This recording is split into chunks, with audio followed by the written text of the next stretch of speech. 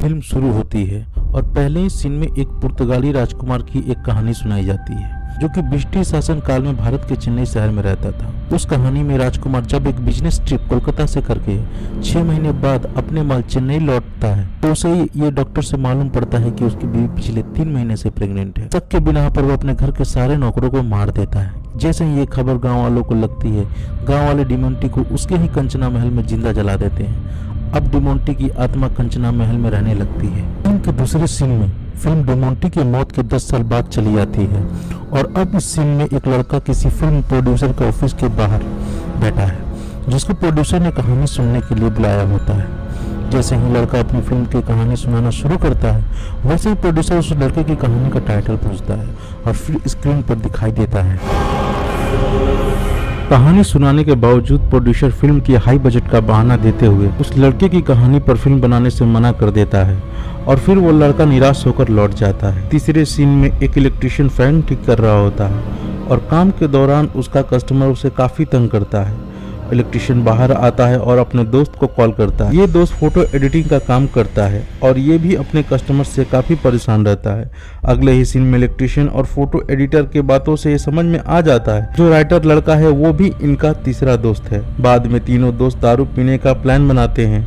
जैसे ही ये पीने के लिए पहुंचते हैं इन तीनों के पास पैसे नहीं होते तो ये अपने एक चौथे दोस्त को कॉल करते हैं जिसका किसी औरत के साथ चक्कर चल रहा होता है। चौथा दोस्त आता है और फिर चारों पीते हैं। चारों दारू पीकर बाहर आते हैं और फिर उनका प्लान बनता है कंचना महल जाने का।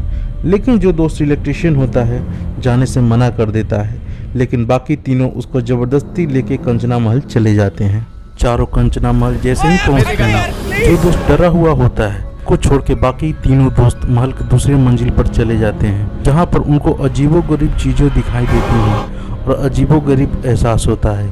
लेकिन जो दोस्त फोटो एडिटिंग का काम करता है वो डरे हुए दोस्त को और डराने के लिए एक अजीब तरह के आवाज़ निकालता है जिससे वो काफ़ी डर जाता है और आवाज़ लगाता है। फिर ये तीनों डिसाइड करते हैं उसके पास जाने का और ये तीनों उसको ढूंढते हुए महल के नीचे जाते हैं और एक खिड़की के पास इनका डरा हुआ दोस्त इनको मिलता है। लेकिन अचानक से इनमें से एक कहता है काफी डरे हुए एहसास से, यहाँ पर रुकना ठीक नहीं है, चलो जाइए। चारों की जिंदगी ठीक नहीं चल रही होती है, इसलिए ये चारों अपने भविष्य जानने के लिए सुबह होते ही एक ज्योतिषी के पास जाते हैं।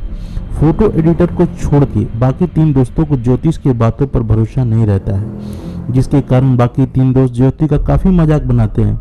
ज्योतिष भी इनकी बातों का काफ़ी मजाक बनाता है। ज्योतिष एक एक करके तीनों का भविष्य चेक करता है, लेकिन जैसे ही डरे हुए लड़के का भविष्य देखने का कोशिश करता है उसके पास उसकी कुंडली नहीं होती है, इसलिए वो बाद में आने के लिए कहता है। चारों ज्योतिष के यहाँ से जैसे ही बाहर निकलते हैं उनमें से एक दोस्त को ज्योतिष का कॉल आता है जिसमें वो काफ़ी डरा हुआ होता है, लेकिन ये दोस्त जाने से मना करते हुए दिखाई देता है। लेकिन ये दोस्त अचानक से बाकी के 3 दोस्तों को घर जाने के लिए कहता है। अगले सीन में चारों घर पर टीवी देख रहे होते हैं। तभी जो लड़का राइटर रहता है वो इन तीनों को डिमोंटी की कहानी सुनाता है और बताता है कि कैसे जितने भी लोग डिमोंटी की मौत के बाद डिमोंटी के कंचना महल गए वो सभी के सभी मारे गए। लेकिन अचानक से इनका एक दोस्त कहता है हम भी तो कल गए थे, हमें तो कुछ नहीं हुआ। राइटर दोस्त कहता है इसका मतलब ये है कि ये एक बस कहानी है और अफवाह है कि लोग कंचना महल जाने के बाद मारे जाते हैं। लेकिन फिर यही राइटर दोस्त डिमोंटी की कहानी का एक और बात बताते हुए कहता है कि डिमोंटी की वाइफ के पास एक लॉकेट था जो कि काफ़ी कीमती था, इसलिए इसने सबको कंचना महल जाने के लिए उकसाया था। और ये भी इसने बताया कि जब भी किसी ने इस लॉकेट को चुराया है उसकी मौत हो जाती है और लॉकेट खुद वापस कंचना महल चला जाता है। तभी एक दूसरा दोस्त बोलता है हमें तो कोई लॉकेट वहाँ नहीं मिला। तब ये दोस्त बोलता है और लॉकेट दिखाते हुए कहता है कि हम इसको बेच के अमीर हो जाएंगे, लेकिन टुकड़ों में बेचेंगे ताकि कोई पकड़ ना सके।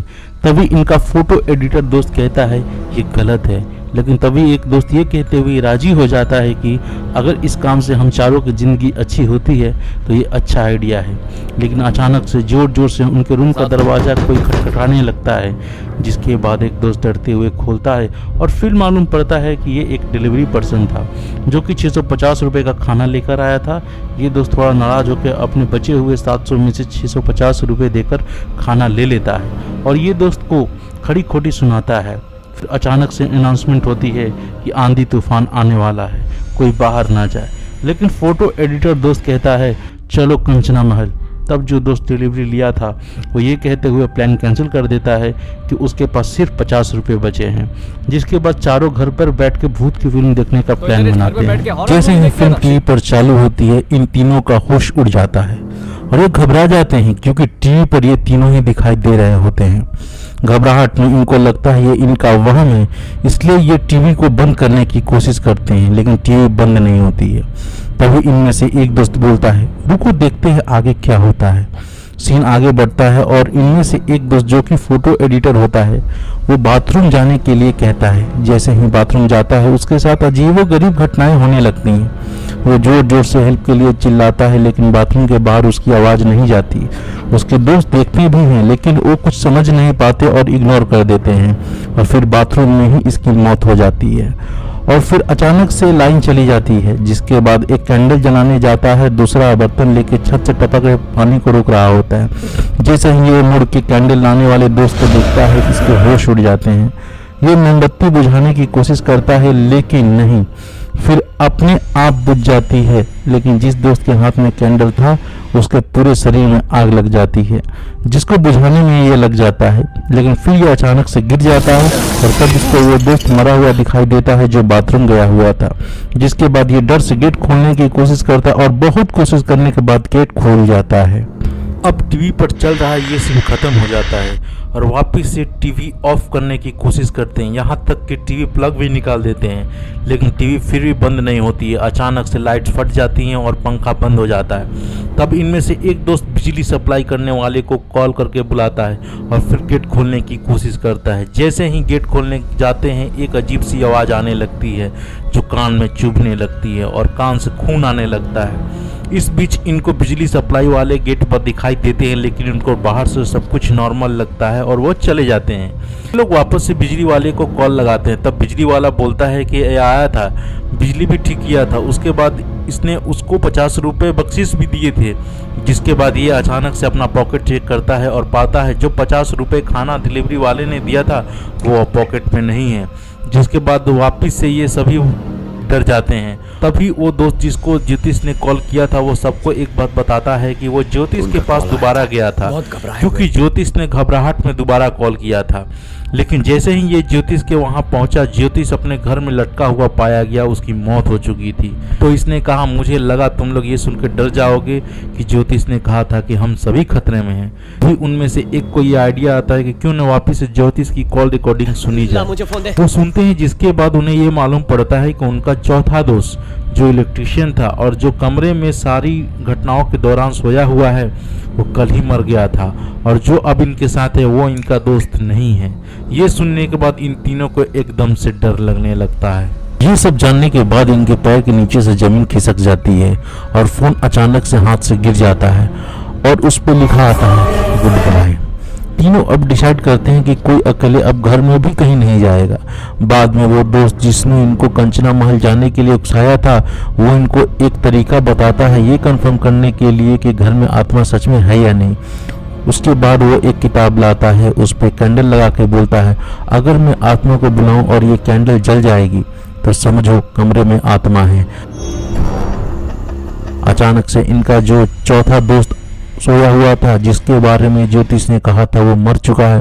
वो दोस्त उठता है और पानी पी के सो जाता है। उसको थोड़ा भी फर्क नहीं पड़ता है कि क्या हो रहा है और बाकी के तीनों डरे हुए हैं। अचानक से उनमें से एक दोस्त जिसको मोंटी की आत्मा दिखाई देती है और वो बाकियों को चिल्ला चिल्ला के कहता है मोंटी की आत्मा को देखने को, लेकिन सामने होने के बावजूद उसकी आवाज सुनाई नहीं देती है और फिर अचानक से उसकी आंखें अजीब हो जाती है। जिसके बाद इसके साथ अजीबोगरीब चीजें होने लगती है और अचानक से इसको आत्मा बाथरूम में लॉक कर देती है। बाकी के दो दोस्त काफी कोशिश करते हैं बाथरूम खोलने का लेकिन नहीं खोल पाते और थक के बाथरूम के बाहर ही बैठ जाते हैं और अंदर आत्मा ठीक वैसे ही उस दोस्त को मार देती है जैसे कि टीवी पर दिखाया गया था और गेट खुल जाता है। बाकी के बचे हुए दोनों दोस्त में से एक काफी डर जाता है और कहने लगता है कि हम भी सब मर जाएंगे।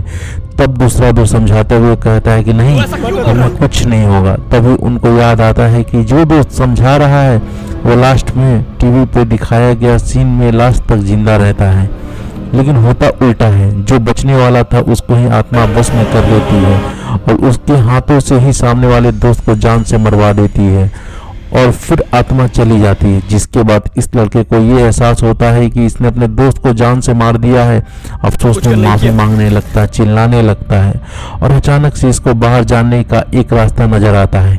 घर के एक कोने में जीसस की एक फोटो थी, हाँ एक खिड़की थी, उस खिड़की से बाहर जाने की कोशिश करने लगता है।